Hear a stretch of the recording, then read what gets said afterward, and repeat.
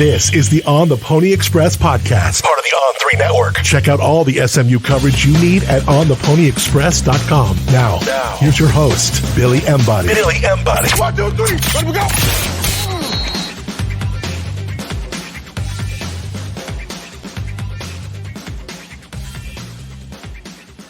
Welcome in, ladies and gentlemen, to another edition of the On the Pony Express podcast, a Monday edition for you guys as SMU does play in the AAC Championship Game on Saturday, 3 p.m. Central against Tulane on ABC in New Orleans.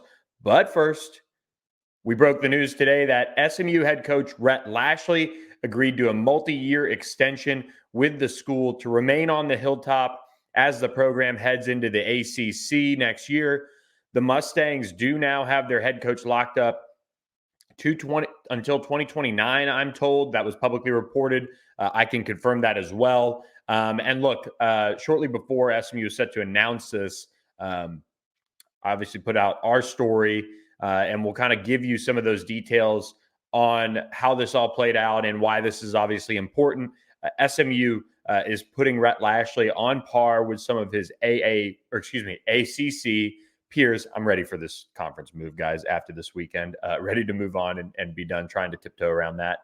On par with his ACC peers, which pretty much puts him just a tad north of about $4 million, just in terms of the guys that are in the middle of the pack of the league. But what I can tell you is, and I think contracts in college football are going to be really interesting to watch over the next couple years, especially after what A&M did with Jimbo Fisher, what Michigan State might end up having to do with Mel Tucker. And these contracts are just out of hand. I'm not saying they're going to all of a sudden, reduce in total numbers at the top of college football. I don't see that. What I do see happening is maybe you see a turn towards more incentive-based contracts in terms of putting them up to that massive number that we see in certain instances. Your Nick Sabans, your Kirby Smart, even your Dabo Sweeneys, they're going to be at the top of college football overall, no matter how their seasons go. What I can tell you is Rhett Lashlee has a chance to be among the highest paid coaches in college football when it comes to his final compensation, if things go very well for the Mustangs on and off the field. And obviously, you have guys that get incentives for graduating players. You have guys that get incentives for making bowls, win percentage, rankings of total offense, total defense, what bowls you go to, whether it's, New Year's Six, if you play for a conference championship, if you win a conference championship, if you win your division, all of those things are on the table. If you win a national championship, of course, make the college football playoff. If SMU were to have all of those things happen, or even most of those things happen, he'd be paid, his total compensation would be well inside the top 20 from what I've gathered of compensation dished out to coaches in terms of base salary. So then obviously if you win at that level, you would reassess and kind of make changes to the contract, which would include bumping his base even further. But that's another story for another day, of course, if that were to happen at SMU. The important thing, SMU got out in front of this, and kudos to obviously Bill Armstrong, who's a guest of the show on the Walking Strong podcast, as we do that once a week, and I'm sure this week's episode will be a lot of fun in that regard.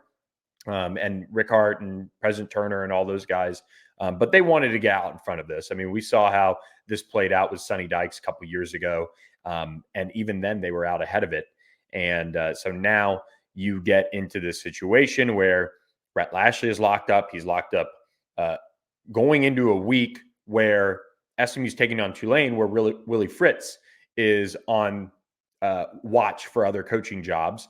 That's not an issue for Rhett Lashlee. It's also not an issue for transfer portal recruiting, high school recruiting, all those things to get this done right now. So they've worked behind the scenes on this for a couple of weeks now. And so this was important for SMU to get across the finish line. And it also includes a bump in assistant coaching salary pool, which puts SMU really among the tops in the AAC as far as coaching salary pools for the assistants. That is separate from Rhett Lashlee. So that's important.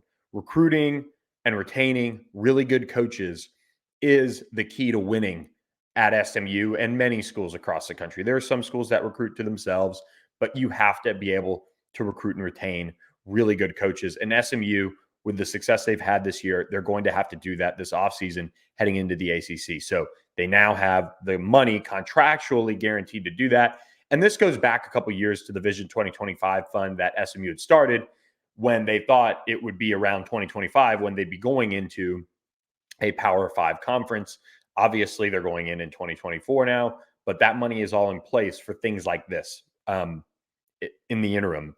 And as they go out into the future, as they've raised $100 million, they're raising more money, all those things, that money is going to keep being increased, if we're being honest. But the current contract is now contractually obligates SMU to do that too, which is important.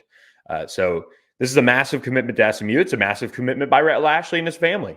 This is a guy that wants to be at SMU.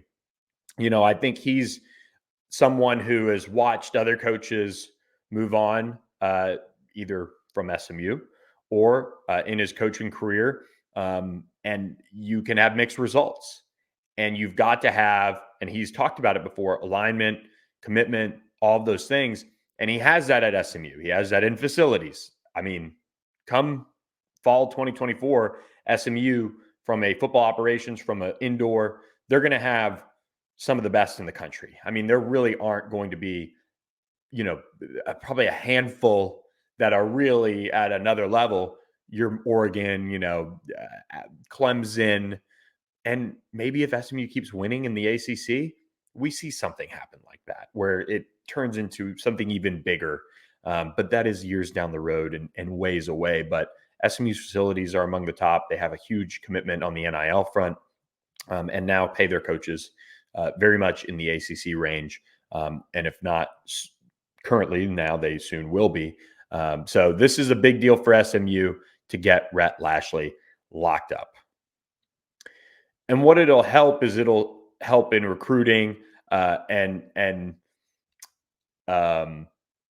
it'll help in recruiting in the transfer portal. The window opens December 4th. Some guys, as their coaches are fired, are going into the portal right now. Some guys who have graduated from their schools are able to go into the portal right now and be talked to.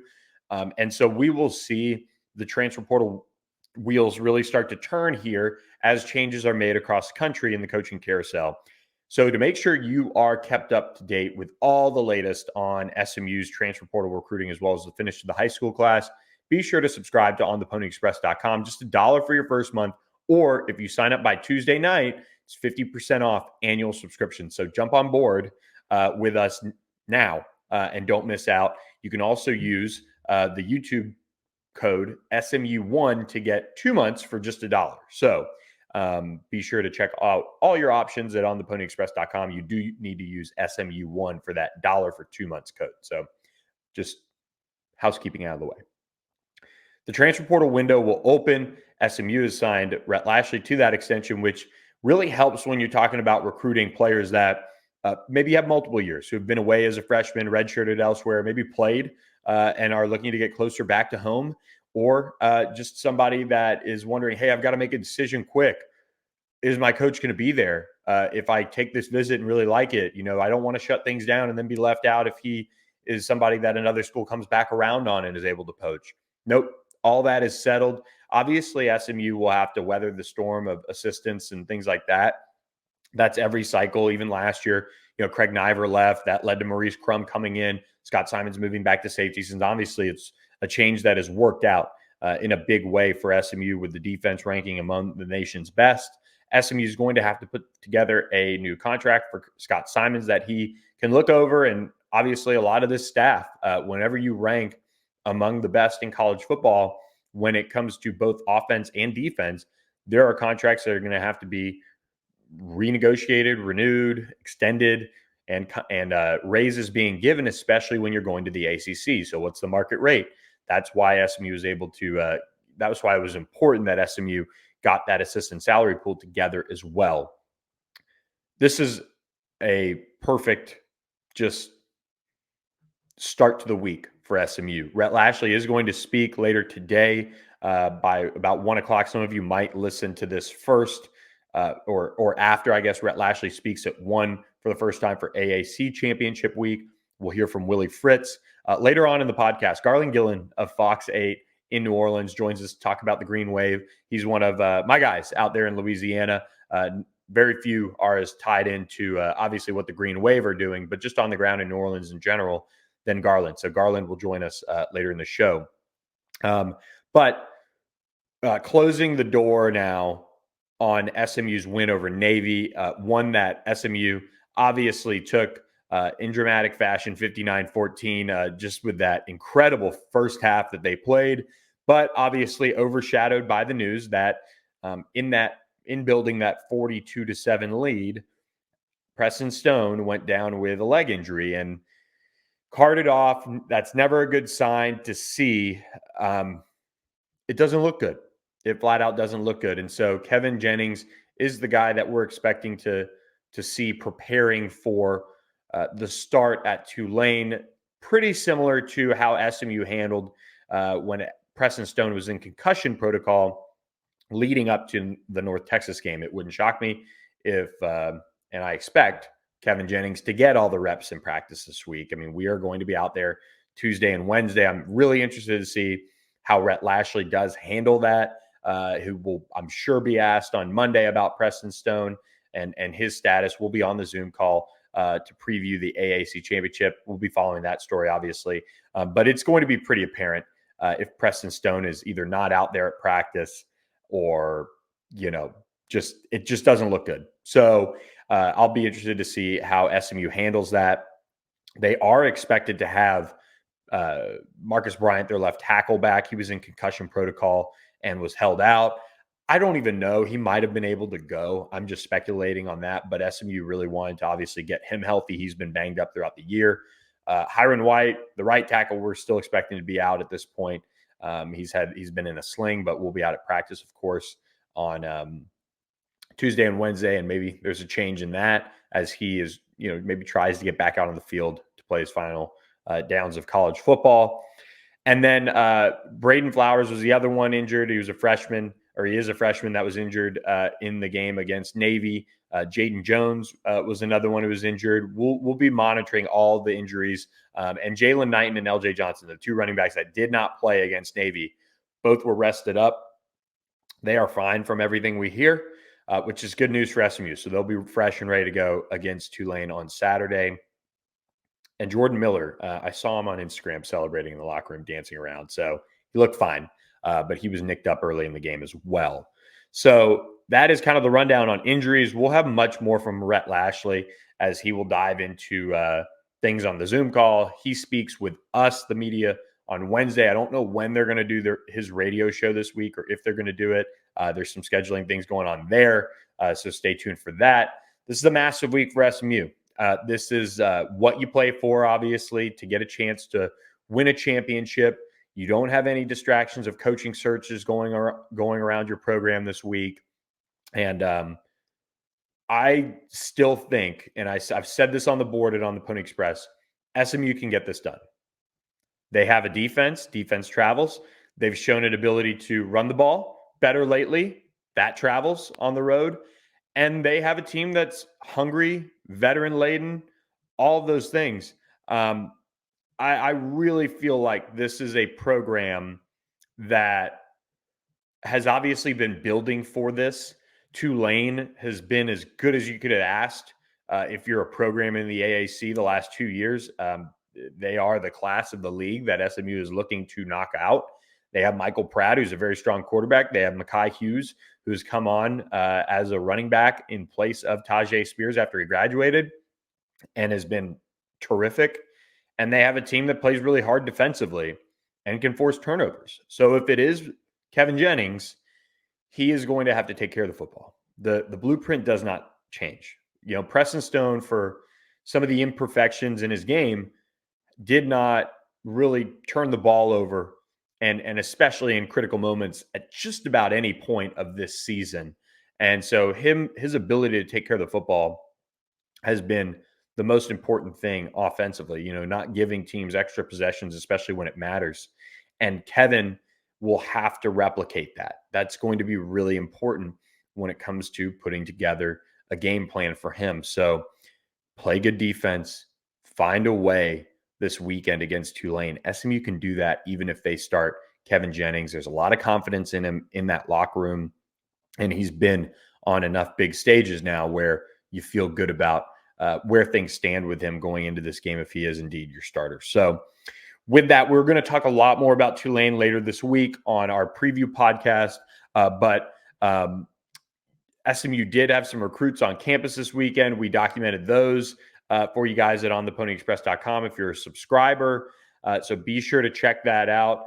And also, guys, we need you to check out our friends at Game Time. Game Time is the fastest growing ticketing app in the country for a reason. They're the reason why we jumped on board with them.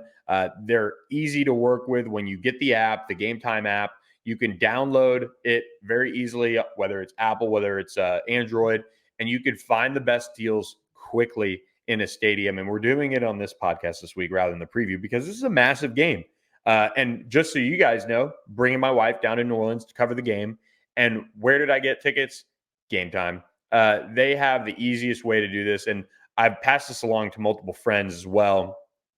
They brought up, hey, how does this work with Game Time? Well, just use the code PONY, PONY, for $20 off your first order if you haven't used the Game Time app. Terms do apply. Use that code PONY for $20 off your first order, and that gets you obviously a great deal. And guess what, guys? Tickets are slim. So that is why it's so important to use Game Time, because they're the perfect last-minute ticketing app. In just 2 taps, you can select your tickets to SMU-Tulane. So check them out at Game Time. You can log on to gametime.co or download the Game Time app. They do have the Game Time guarantee, which allows you to get 110% of the difference if you find tickets in the same section and row for less. That is something to watch there. That Game Time guarantee is key. They also have the zone deals, which you pick the section and Game Time picks the seats. That averages of 18% savings. So download Game Time today. Use the code PONY for $20 off your first purchase. Last minute tickets, lowest price guaranteed. With that, guys, we're going to send it over to our interview with Garland Gillen of Fox 8 New Orleans. Excited to have Garland on the Pony Express podcast. So after this quick break, we'll have Garland on. Hope you guys enjoy this interview, and we'll catch you later this week with another edition of the On the Pony Express podcast. Welcome back to the On the Pony Express podcast. Billy Embody here, now joined by Fox 8's Garland Gillen. He's on the ground in New Orleans, covers the Tulane Green Wave. And Garland, great to see you. We go back a few years now, covering LSU as well. It's great to have you on the podcast and shedding some light on Tulane. Let's start with this. SMU fans have seen Tulane go to the Cotton Bowl, beat USC. They have the third most wins in the country over the last 2 seasons behind Georgia and Michigan, as you tweeted. This is a program that has been, running the show in the AAC for the last 2 years. What's the rise been like to this moment for Tulane? Yeah, nothing like it in their long history. There's been some really lean years that you can go back to the early 2000s with Chris Selfo, with Bob Toledo. Embarrassing, where there was like 5,000 fans in the Superdome for games. And man, if you go in the dome with 5,000 fans, it's like 50 degrees in there, because with the air conditioning, you expect the fans in there to like have the temperature rise. Oh, no. I'm like wearing a parka covering Tulane games in the dome back in the early 2000s. Now they're at Lululemon Stadium. They got on-campus stadium. It seats 25,000. For the Ole Miss game in week 2, they had 30,000 fans, which means they had standing room only, which the Tulane students are back on campus now after Thanksgiving break. The student section was about a fourth full for the UTSA game. I expect that section to be rocking come Saturday. Last year, they stormed the field after Tulane won the AAC Championship. So I expect a packed house for this game. I mean, listen, the Saints are looking really rough right now, so people want to be around a winner, and Tulane is that team. I mean, with the Cotton Bowl last year, that put them on the map. And now, if you win this, you're going to, it looks like the Chick-fil-A Peach Bowl, playing possibly a Penn State, maybe an Alabama. I mean, this is crazy to be talking about Tulane playing programs like this of national prominence. But with this new system, with the New Year's Six, and you're the top group of 5 team, this is where you go. So it's been a wild ride. That Tulane game last year against USC was one for the record books. And I've covered a lot of crazy games. I covered LSU in 2019, and that was up there.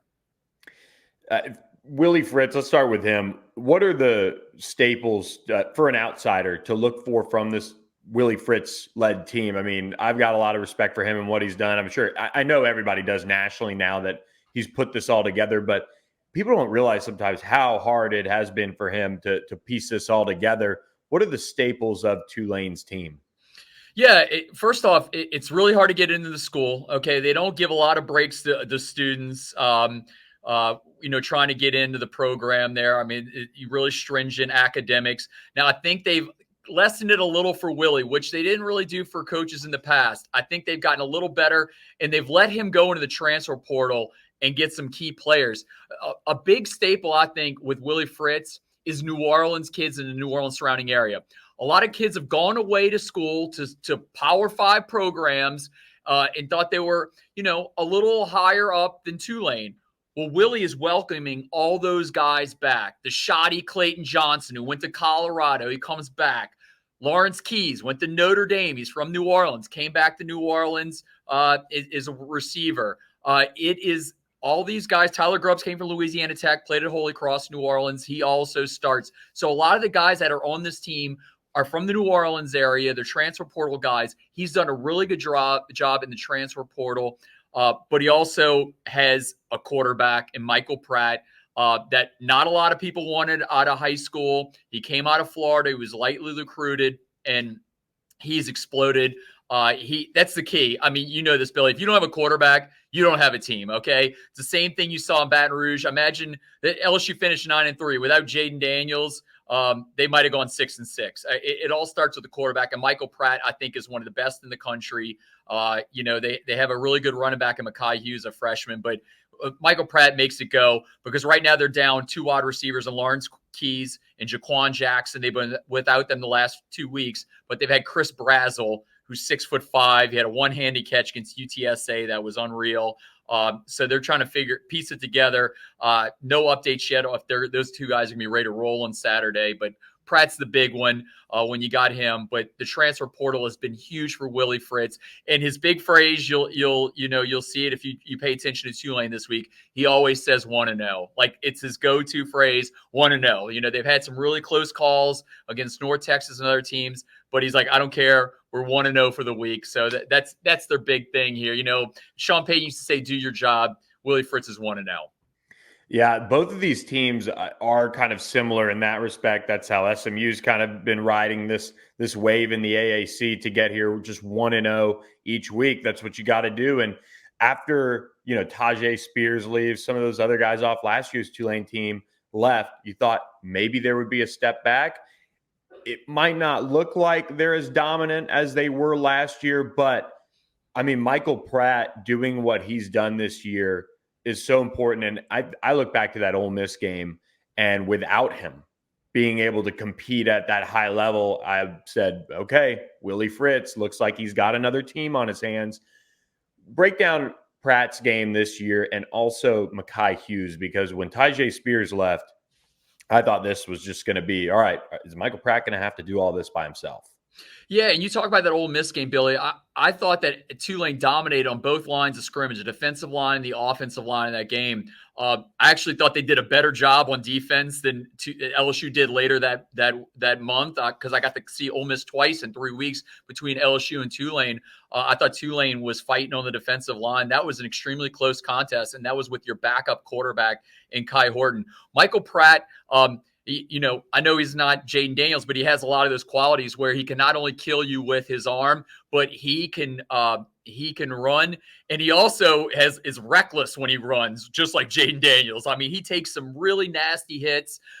He took a nasty hit against USA, which knocked him out of the Ole Miss game. I thought it was an unnecessary hit. The take, because Tulane was up by almost 20 points. But that's how he runs the ball. So he can hurt you both ways. And with Mekhi Hughes, very lightly recruited, had no Power 5 offers. And he came out of Birmingham, and now he's had over 1,000 yards rushing in conference games only. If you just put those in there, he's got over 1,200 yards rushing. Got 7 touchdowns. You're right. I thought there was a big void when Tajay left. They had Arnold Barnes, who came from Booker T. Washington here in New Orleans. Shoddy Clayton Johnson, who starred at Warren Easton, went to Colorado, came back. He was on the roster. And Iverson Celestine, who was out of Fontainebleau, which is on the North Shore of New Orleans. And so they had a crew in there, the 4 guys that you were intrigued to see who it was going to be. Mekhi Hughes didn't even play last season, his redshirt year. He was dealing with an injury. So this is a really strong statement. Mekhi Hughes is one of those guys. I mean, there's going to be some, I know the transfer portal opens next week. That's one where if I'm a Tulane fan, I'm a little worried about, because he has exploded on the scene in only one season. But if Willie stays, I think that they can build this thing right back up again. They're going to have to get a quarterback in the transfer portal. It cannot go with Kai Horton as your starting quarterback next year. I mean, he's good, but you want to see what the other options are out there. Okay. Kai Horton did deliver a win last year against Houston on the road on national television on a Friday night. So he does have the talent there, but you got to see what else is out there, especially if you're Tulane. You're a top 25 team. You have all these wins. So I think that Tulane's now getting up in the pecking order. Let's flip over to the defensive side of the ball. This group allowing, I believe, around 18 points a game. What is the, kind of the mentality and the style of defense that is played at Tulane? We know they came out and they punched SMU in the mouth last year. It's a very different team this year, but they still have that physicality that they bring every week. What stands out to you about that group, and who are the key guys? Yeah, so Jarius Monroe plays safety. He's a transfer from Nichols. Lance Robinson, who went to De La Salle here in New Orleans, he's a transfer from Kansas State. I know I'm being repetitive here, but this is how they build their roster, was a lot of transfers. A lot of familiar names for both of us. Yeah, there are 2 ball hawking guys in the secondary. Lance Robinson makes a ton of huge plays. Jarius Monroe made some big plays in the Cotton Bowl last season. And then at linebacker, Tyler Grubbs, who I mentioned before at linebacker, he makes some nasty hits at linebacker. And then Patrick Johnson, who came out of Patrick Jenkins, who came out of TCU, went to John Ehret, TCU, back to New Orleans. He's a guy on the line that makes some big plays, made a big play in the Cotton Bowl last year, forced a safety at the end of the game. This is a really strong unit. And when the offense is not delivering, which have kind of made some of these games a little too interesting. I mean, you're up UNT by 3 touchdowns. They tie the game back up. Then they finally get ahead. ECU is a really close game. Even going to Rice was a close game. I would say they're opportunistic, which is obvious if you saw the stats from last week's game. They forced 5 turnovers against UTSA. Even though Tulane got outgained in that contest, key turnovers were the difference in that contest there. So, I would definitely sway toward they're really good at forcing turnovers and getting the quarterback. And if you're going to throw the ball, you better watch out on the back end with Monroe and Robinson. Yeah. And going into this one, and I'm not sure if Tulane's met with media yet, but I think, that's coming. They've got to have a lot of confidence with how not only this season, but the last season has gone, what they did to SMU last year. What do you expect to be their approach? Is it as simple as 1-0, or do you have to have a little extra something this week, just kind of knowing that you are welcoming a team that can put up points, looks a little different than last year's group? Yeah, they don't fall into that pitfall. Every week we always try to say, well, there's a big one. There's a big one. They're like 1-0. It almost gets to the point of boredom. Michael Pratt says 1-0 a ton also. I mean, you were at Ullman Stadium last year. I remember seeing a lot of former Saints players that were at that game. They're really excited. I remember Thomas Morstead was in the house and some other guys in the past. And I mean, the game was over with what in the first quarter. I was absolutely shocked how fast that game turned last season. It's going to be. I will say this: you've been to Ullman. The fans are right on top of you. I mean, it's a small stadium, but it's perfect for what Tulane does. So I think the crowd is going to be a factor. It's a big deal that this game is in New Orleans. It was a big deal last year. They won the AAC last season in a rocking environment. I think that's going to be a big key. But no, I don't think they're going to fall into any of these, big game mentality. I know they know a lot's on the line this week. I mean, if you don't win this game, you go from the Chick-fil-A Peach Bowl to, man, one of those games that comes on like December 26th at noon on ESPN2.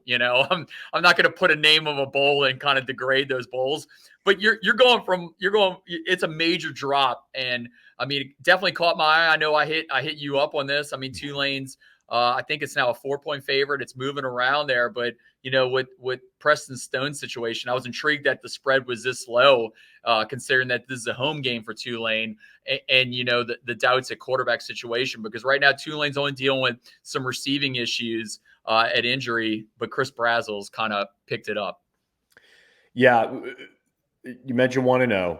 There is that buzz around Willie Fritz's future. How do you – SMU dealt with this a couple years ago when they were top 25 and Sonny Dykes left. How do you put that aside? I mean, outside of just, hey, this is 1 week, we win, we're champions. There's a lot of kind of set this scene for us around Tulane and kind of how they're handling all of that right now. Yeah, so the blueprint's already out there, Billy. So last year, the Atlanta Journal-Constitution – on Saturday night, on Sunday morning, the week before the AAC title game, came out and said that Willie Fritz was the favorite to get the Georgia Tech job. Oh, that's right. So they had the AAC Zoom on Sunday afternoon before the game, and first three of the 4 questions were not about the AAC championship game. It was about Willie Fritz's future. I mean, people were bad-mouthing us for asking all those questions, but we didn't bring it to his doorstep. This came from the Atlanta Journal-Constitution. It was a legitimate story. We had to keep asking. It was the first question out of the chute was about his future. And to be very honest, Billy, if Tulane was not in that game last year, I think that Willie was gone to Georgia Tech, okay? Georgia Tech wanted to hire him right away, get in there. Willie wanted to wait till after the championship game, and then it just got too much because they had availability on Sunday. We asked Willie about it. They had another availability on Tuesday. We asked Willie about it on Tuesday, and by Wednesday, he was out of the running for the Georgia Tech job. I think it was just too much stress on him. He wanted to focus on winning that game because he knew what was at stake for Tulane if they won that game, that they would get into the Cotton Bowl. So he dealt with this last year. Willie's gonna be meeting with the media on Monday. He's gonna be meeting with the media on Tuesday. I guarantee you, the Houston job is one that he has to have an interest in. Okay, he had really good success at Blinn Junior College. Got to the FCS championship game twice at Sam Houston State. He recruits a ton of kids from the Texas area. This is a job that if you're a Tulane fan, you have to be worried that he's looking at, because he came out a couple of weeks ago and said, listen, Courtney Gaucher is the guy I want to be hired as the new AD. Troy Dannon left. He's at University of Washington now, so they had an opening at AD. He said, this is my guy. Well, guess what? The committee did not hire his guy, okay? And there's been even people out there pointing out that, hey, if Nick Saban or Kirby Smart said, hey, this is my guy as AD, you would probably hire the guy that Nick Saban or Kirby Smart endorsed. Well, guess what? Tulane did not endorse, the guy that he endorsed. They did not hire him. So now there's a new AD, and so you have to be worried. Because now I will say this: it was not 100% guarantee that Willie was going to stay if they hired Courtney Gaucher as AD, sure. Willie's guy. But it definitely, didn't turn him away. So now that Willie, is up for this Houston job. He's not come out yet and said, I'm not, taking the job. I want to stay here forever. So that speculation's out there. He's making over $3 million a year right now at Tulane. Holgerson, I saw maybe was making about $4.4 million around there. So it's a nice little bump in pay.